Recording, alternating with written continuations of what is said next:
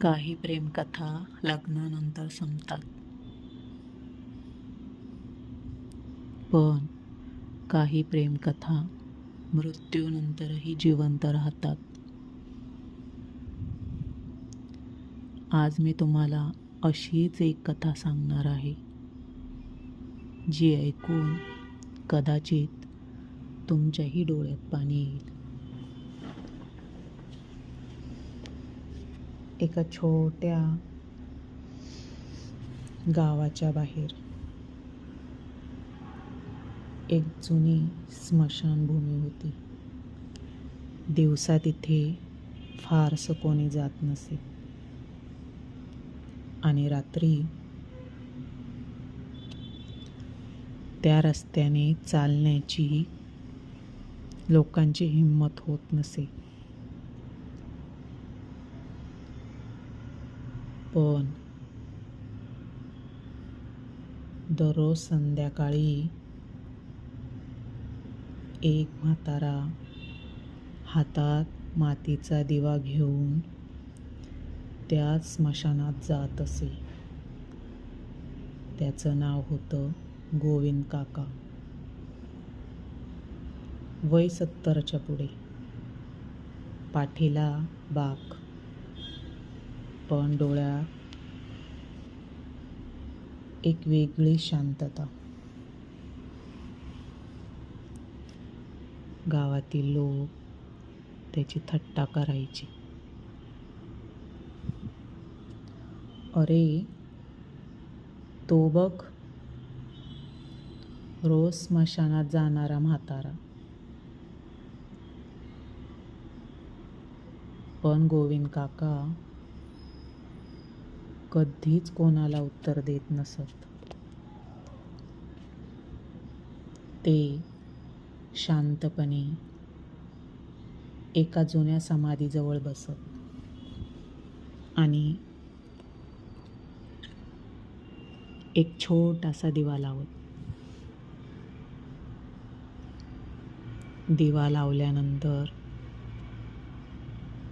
ते डोळे मिटायचे. जणू समोर कोणीतरी त्यांच्याशी बोलत आहे.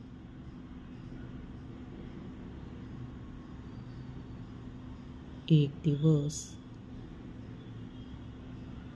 रोहन नावाच्या एका तरुणाने हे सगळं पाहिलं आणि त्याच्या मनात एकच प्रश्न आला. हा म्हातारा रोज स्मशानात दिवा का लावतो?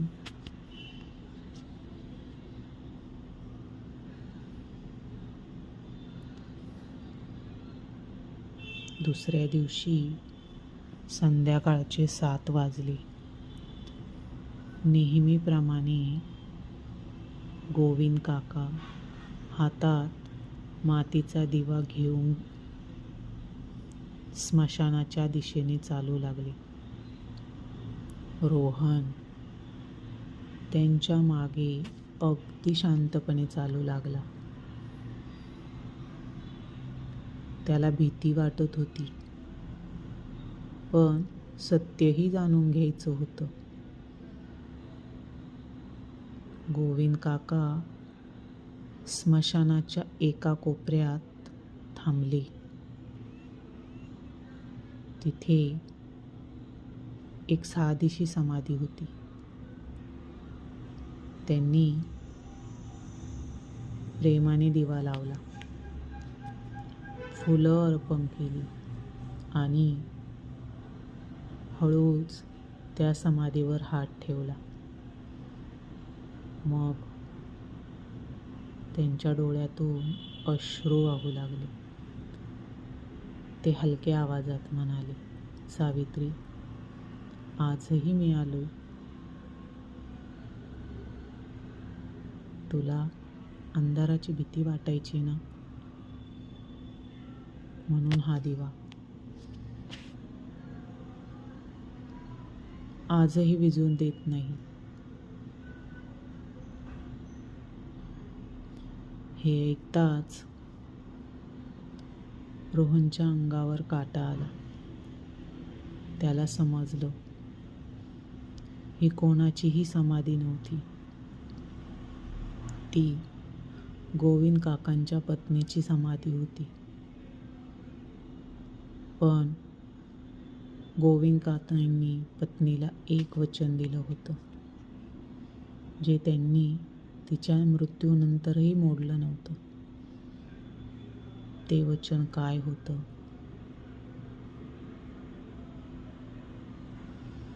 पत्नीच्या समाधीसमोर उभे राहून गोविंद काका शांतपणे रडत होते.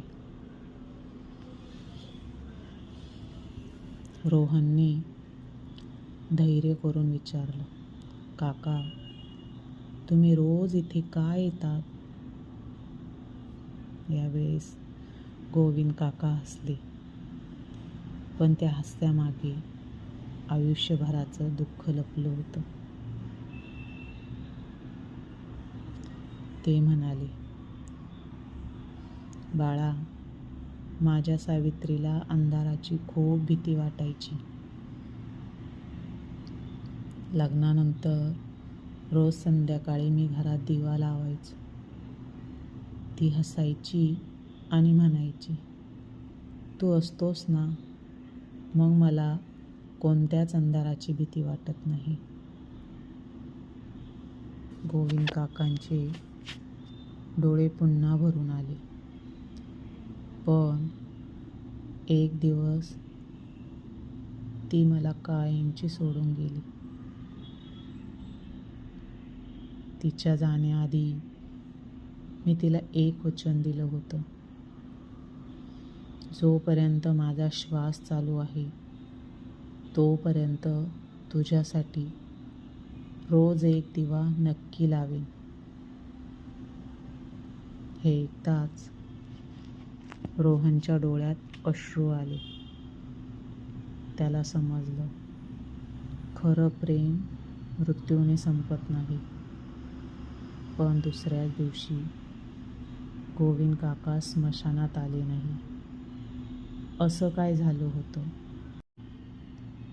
नेहमीप्रमाणे संध्याकाळ झाली.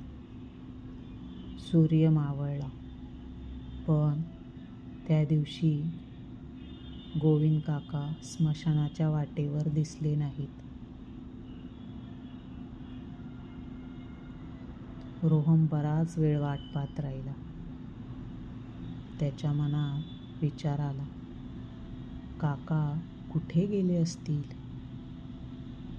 शेवटी रोहन गावात गेला आणि लोकांना विचारलं, गोविंद काका आज दिसले नाहीत का? एक वृद्ध माणूस शांतपणे म्हणाला, बाळा, गोविंद काका आजारी आहेत. काल रात्री त्यांची तब्येत खूप खराब झाली. पण शेवटच्या क्षणीही त्यांच्या हातात तोच दिवा होता. हे ऐकून रोहन लगेच गोविंद काकांच्या घरी गेला. काका अंथरुणावर होते. चेहऱ्यावर थकवा होता, पण अजूनही सावित्रीसाठीचं प्रेम होतं. रोहनने त्यांचा हात हातात धरला आणि म्हणाला, काका, तुम्ही आराम करा. मी तुमच्यासोबत स्मशानात जाईल आणि तुमचा दिवा मी लावेन. गोविंद काकांच्या डोळ्यात पाणी आलं. ते म्हणाले, बाळा, आज मला वाटतंय माझं प्रेम कोणीतरी समजून घेतलं. त्या दिवसापासून रोहन रोज गोविंद काकांसोबत स्मशानात जाऊ लागला. आता तो दिवा फक्त एका समाधीसाठी नव्हता. तो दिवा होता प्रेमासाठी, विश्वासासाठी आणि एका वचनासाठी.